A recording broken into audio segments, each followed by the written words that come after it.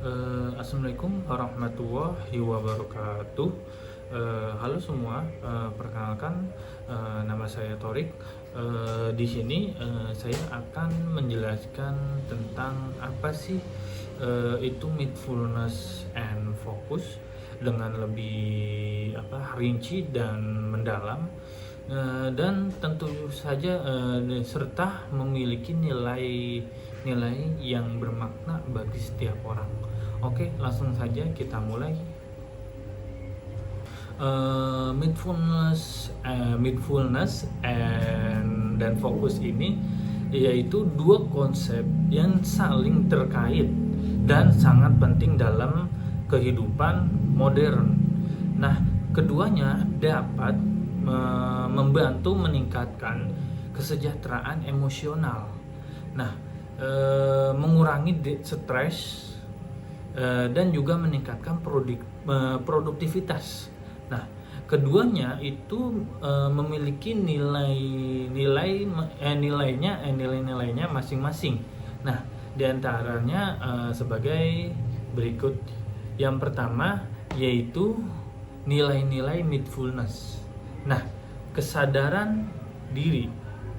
Nah, yaitu membantu kita menjadi lebih sadar akan pikiran, perasaan, dan tindakan kita.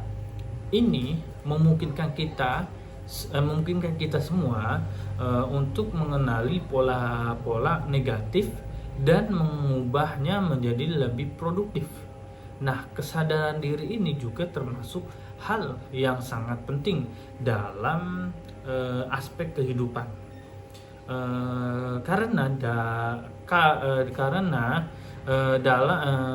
Kalau kita tidak menyadari diri kita, potensi kita, dan hal yang lainnya, kita selalu berada di pola-pola negatif. Oke, yang selanjutnya yaitu penerimaan ya. Kita belajar menerima pengalaman kita tanpa menghakimi.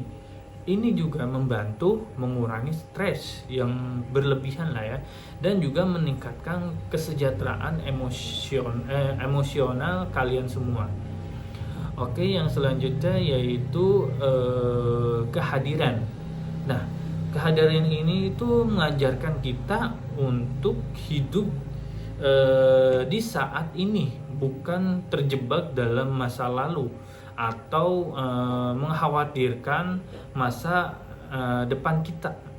Nah, ini juga termasuk penting ya dalam aspek kehidupan diri kita. Nah, di lingkungan kerja ataupun di lingkungan masyarakat.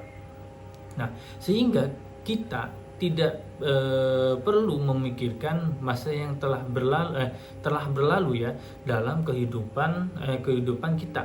Karena kalau kita memikirkannya, kita akan terjebak dalam kehidupan masa lalu kita dan masa lalu kita ya, dan kita tidak akan pernah menggapai masa depan yang lebih baik lagi.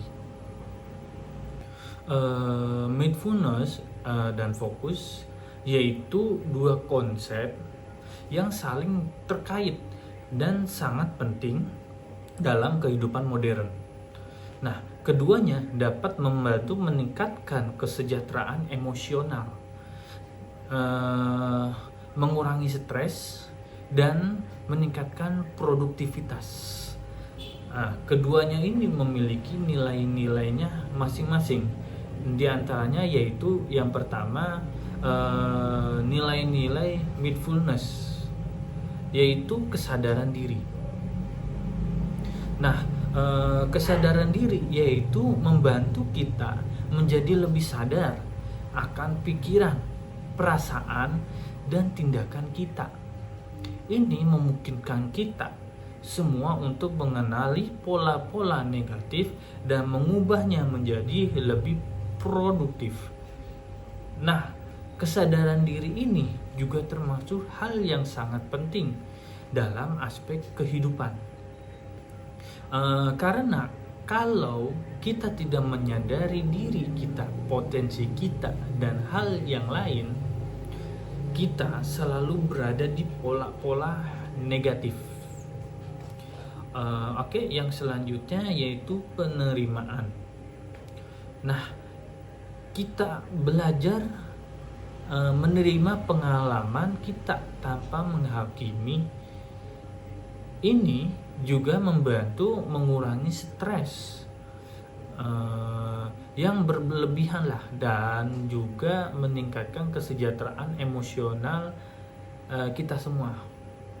Yang selanjutnya yaitu kehadiran.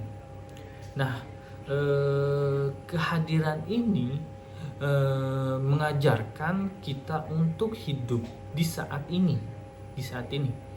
Nah, bukan terjebak dalam masa lalu atau mengkhawatirkan masa depan kita. Nah, ini juga termasuk penting dalam aspek kehidupan diri kita di lingkungan kerja ataupun di masyarakat. Nah, sehingga kita tidak perlu memikirkan masa yang telah berlalu dalam kehidupan kita.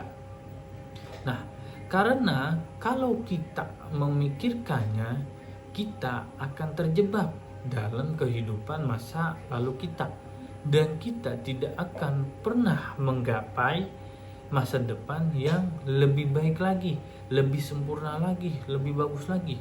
Maka dari itu, buatlah progres untuk kalian ke depannya. Jangan melihat dari belakang atau dari masa lalu. Buatlah masa depan kalian sendiri. Jangan sampai kalian terjebak dalam masa lalu kalian sendiri. Nah, yang selanjutnya yaitu nilai-nilai fokus. Nah, untuk nilai-nilai fokus ini yang seperti efisien, yaitu fokus yang lebih memungkinkan kita untuk menyelesaikan tugas dengan lebih cepat dan mudah, tidak perlu pusing-pusing apalagi sampai stres. Nah, fokus sendiri merupakan suatu hal yang sangat penting bagi setiap orang, karena fokus menyelesaikan masalah-masalah atau tugas-tugas yang setiap orang hadapi itu bisa diselesaikan dengan mudah atau cepat tanpa perlu stres yang berlebihan, asalkan kita mau berusaha dan kerja keras. Yang selanjutnya yaitu kualitas kerja. Nah, dengan fokus kita dapat memberikan perhatian penuh pada detail yang meningkatkan kualitas hasil kerja kita. Nah, fokus ini juga penting dalam aspek pekerjaan. Contoh, ketika kita sedang bekerja, kita tidak akan mudah stres atau membuat masalah di kerjaan kita. Nah, jadi fokus ini sangat penting dalam pekerjaan ketika kita fokus akan memperbaiki kualitas kerja kita. Ketika kita tidak fokus dalam pekerjaan kita akan menurunkan kualitas kerjaan kita. Nah, yang selanjutnya yaitu mengelola waktu. Nah, fokus sendiri itu membantu kita mengelola waktu kita. Nah, dengan lebih baik. Menghindari menghindari gangguan dan menyelesaikan kualitas hasil kerja kita. Fokus ini juga penting dalam manajemen waktu. Bagaimana kita mengatur waktu kita dengan baik dan benar, dan juga menghindari penyesalan yang mendalam bagi kita, karena waktu itu penting bagi setiap orang. Waktu itu berharga bagi setiap orang. Di sini saya akan memberikan cara mempraktekkan mindfulness dalam kehidupan sehari-hari. Nah, salah satunya yaitu dengan cara sederhana, yaitu dengan meditasi. Nah, misalnya kita bisa duduk dengan tenang ya selama beberapa menit setiap hari, fokus pada pernapasan kita dan mencoba untuk tidak memikirkan hal-hal yang lain. Nah, selain meditasi, kita juga bisa mencoba untuk lebih sadar dalam melakukan aktivitas sehari-hari. Misalnya nih, saya makan. Nah, kita benar-benar menikmati setiap gigitan tanpa terganggu oleh ponsel ataupun TV. Nah, selain itu, mindfulness sendiri juga mengajarkan kita untuk lebih menerima diri sendiri dan orang lain. Dengan lebih sadar akan perasaan dan pikiran kita bisa lebih memahami dan menghargai diri sendiri. Terus terkadang tuh kita terlalu keras pada diri kita sendiri. Mindfulness sendiri itu bisa membantu kita menemukan kebahagiaan dalam hal-hal kecil sehari-hari. Nah, dengan lebih sadar kita bisa lebih menghargai momen-momen kesederhanaan dalam hidup kita. Jadi janganlah menyia-nyiakan hidup kita itu dengan hal-hal yang negatif. Kita harus melakukan kehidupan kita dengan hal-hal yang lebih positif lagi.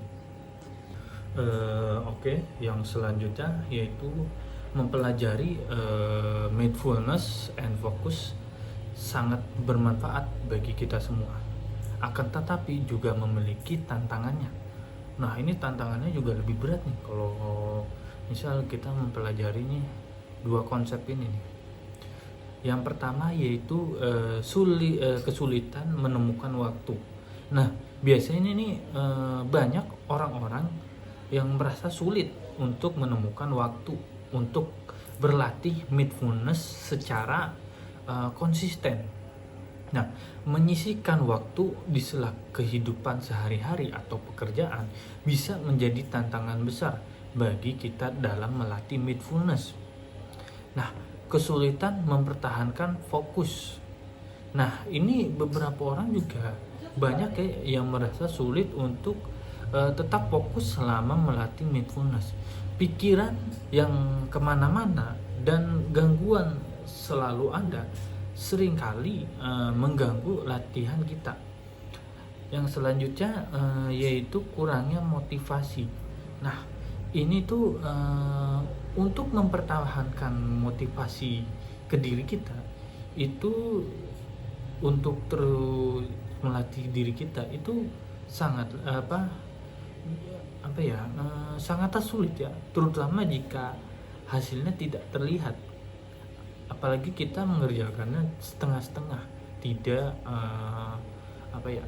tidak benar-benar konsisten setiap harinya. Nah, yang selanjutnya yaitu efek samping emosional. Nah, meskipun jarang, beberapa orang ini banyak yang mengalami efek samping emosional seperti kecemasan atau depresi setelah berlatih. Terus juga ini bisa terjadi jika seseorang memiliki masalah kesehatan mental. Nah, yang selanjutnya yaitu kurangnya pemahaman. Nah, banyak orang yang tidak sepenuhnya memahami manfaat dan ada nyamuk. Banyak orang yang tidak sepenuhnya memahami manfaat dan tujuan dari mindfulness ini. Nah, yang dapat mengurangi efektivitas latihan. Yang selanjutnya yaitu lingkungan yang tidak mendukung. Nah, lingkungan yang penuh dengan gangguan atau tidak mendukung praktik mindfulness dapat membuat latihan kita menjadi lebih sulit. Banyak orang yang menyerah karena lingkungannya tidak tepat atau tidak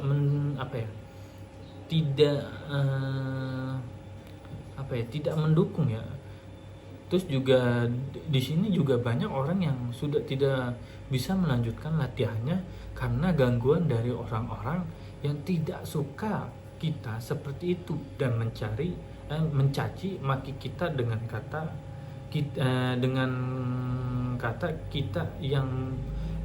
kata-kata yang yang membuat kita itu down mental kita. Nah, maka kita harus jauhi orang-orang yang mengganggu kita dalam latihan ini.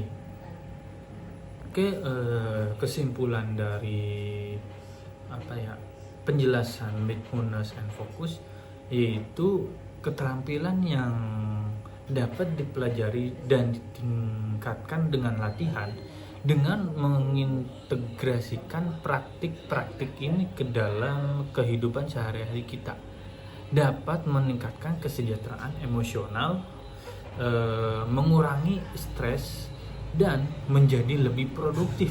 Mengingat manfaat yang signifikan, tidak ada alasan untuk tidak mulai mempraktikkan mindfulness dan fokus hari ini.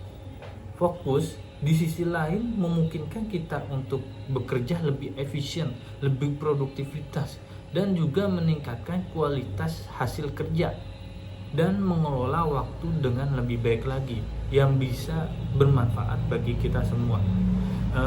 Dengan mengintegrasikan praktik-praktik seperti meditasi, latihan pernapasan, mengurangi gangguan dan mengambil istirahat teratur, kita dapat meningkatkan mindfulness and focus kita.